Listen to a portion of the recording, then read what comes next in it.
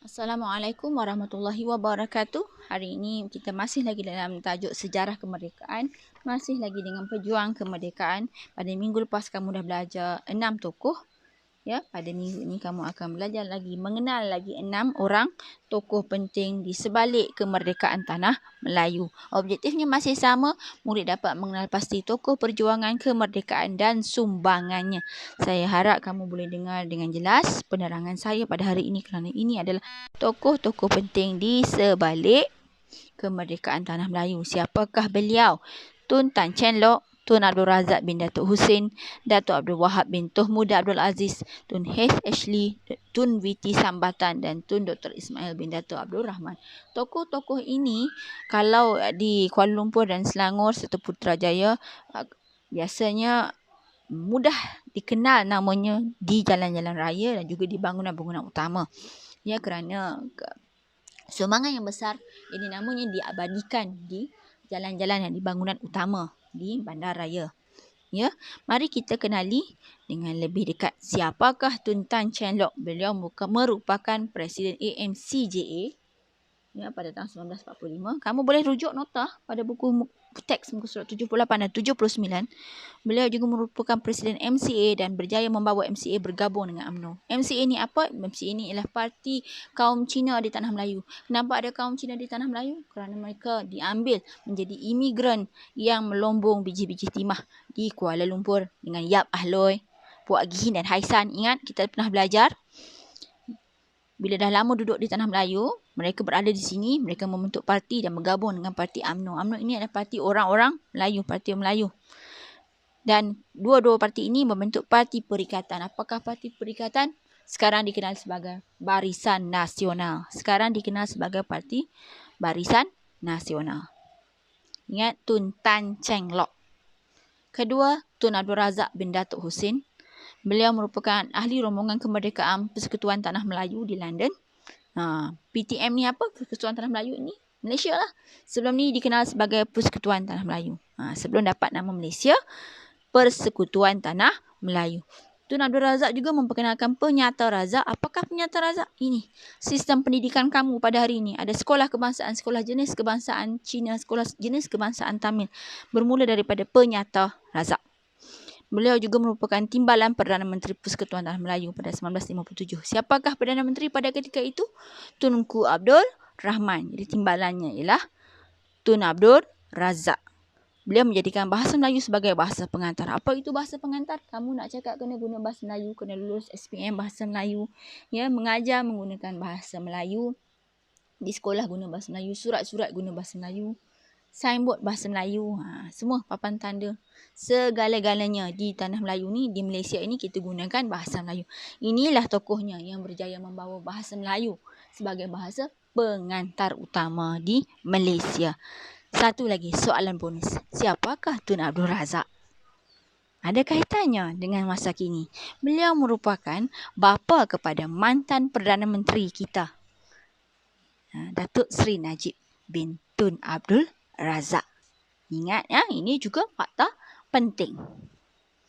Tokoh seterusnya, Datuk Abdul Wahab bin Toh Muda Abdul Aziz. Beliau ini juga menentang penubuhan Melayu Union. Ingat Melayu Union ni, mereka nak beri semua Melayu, Cina, India, tiga kaum ini hak yang sama rata. Tak kiralah apapun, semua dapat hak yang sama rata. Jadi orang Melayu tak suka, menentang Melayu Union. Beliau ini siapa? Merupakan setiausaha UMNO yang pertama dan mewakili Raja-Raja Melayu ke rundingan London. Rundingan kemerdekaan di London. Ya, membawa persetujuan Raja-Raja Melayu. Raja Melayu ini ramai. Sampai sekarang pun sama juga. Kita ada Raja-Raja Melayu di setiap negeri kan. Dan beliau merupakan Menteri Besar Perak yang pertama. Orang penting ni. Seterusnya, Seterusnya, Tun H. Lee. Sebut betul-betul. Tun H. Lee. Beliau mengetuai MCA Selangor pada 1949. Pemimpin penggerak kerjasama UMNO MCA. Kenapa penting? Kenapa di Selangor? Kerana di sana ada kaum Cina di sana sangat ramai kerana aktiviti pelombongan ya. Jadi Tun H. Ashley ini bertanggungjawab untuk menyatu padukan orang kaum Cina dan kaum Melayu untuk membentuk parti perikatan. Dan beliau juga penggerak untuk kerjasama antara kaum membentuk parti. Beliau merupakan ahli rombongan kemerdekaan ke London. Dan beliau juga merupakan Menteri Kewangan Persekutuan Tanah Melayu yang pertama. Persekutuan Tanah Melayu ni Malaysia lah. Pada ketika itu, beliau adalah antara penggerak utama untuk perpaduan kaum di Tanah Melayu. Tokoh seterusnya, Tun V.T. Sambatan. Beliau merupakan Presiden MIC yang kelima. Presiden MIC. MIC ni apa? Parti untuk kaum orang India. Parti untuk kaum orang India. Kaum India ini berada yang juga dibawa oleh imigran-imigran India pada zaman British dahulu untuk mengerjakan estate-estate dan ladang getah dan juga di tempat-tempat tertentu.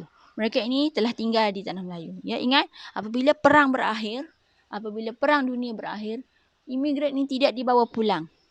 Imigran Cina, imigran India tidak dibawa pulang bersama-sama dengan penjajah. Tidak sama sekali.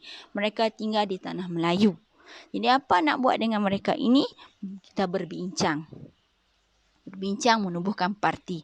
MCA untuk kaum Cina, MIC untuk kaum India. Inilah tokohnya yang berjaya menyatukan orang-orang India di Tanah Melayu. Tun V.T. Sambatan. Beliau merupakan Menteri Kesihatan Persekutuan yang pertama. Apabila merdeka sahaja Tanah Melayu, beliau menjadi Menteri Kesihatan. Beliau juga membawa rombongan rundingan ke London. Seterusnya, Tun Dr. Ismail bin Dato' Abdul Rahman. Ya, beliau merupakan timbalan yang dipertua UMNO pada 1951, wakil UMNO untuk berunding dengan MCA untuk membentuk Parti Perikatan pada tahun 1991 dan 52. Ini tokoh penting untuk menyatu padukan orang Cina dan orang Melayu membentuk Parti Perikatan. Parti Perikatan ni sekarang adalah Barisan Nasional. Kenapa ada parti, cikgu? Untuk membentuk persetujuan, untuk membentuk penyatuan kaum. Ya, kamu akan belajar nanti lebih detail di peringkat sekolah menengah. Untuk kali ini, kamu perlu mengenal pasti tokoh-tokoh ini dahulu. Dan apakah sumbangan utama mereka di Tanah Melayu. Kalau kamu tinggal di Kuala Lumpur dan Selangor, Putrajaya, nama-nama ini familiar. Nama ini sinonim. Telah pun diabadikan di jalan-jalan raya utama dan juga bangunan-bangunan. Untuk dikenang sebagai jasa. Nak merdeka bukan senang. Jadi inilah tugas 12 orang tokoh yang membentuk kepada kemerdekaan di Tanah Melayu. Bukan senang nak menyatu padukan kaum. Ya, kenapa kaum ini ada di Tanah Melayu? Ingat, kamu belajar dahulu. Imigran ini dibawa untuk mengerjakan ladang dan juga melombong biji timah. Apabila Perang Dunia berakhir, mereka ini ditinggalkan di sini. Kita kena hidup bersama. Bila kena hidup bersama, kita kena akur. Kita kena terima. Ada kaum Cina, kaum India, kaum Melayu. Kemudian kita bawa masuk Sabah dan Sarawak ke Tanah Melayu. Kita kena akur bahawa kita ini hidup berbilang kaum.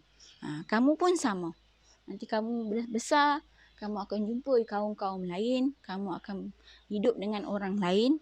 Kita kena bekerja sama dan saling hormati. Jadi tugasan pada hari ini, cikgu akan sediakan kuis. Kamu akan jawab kuis. Dan tolong buat peta buih bertajuk Pejuang Kemerdekaan. Sikit saja. Sambung. Buat 6 nama tokoh ini, tokoh utama ini dalam buku nota kamu.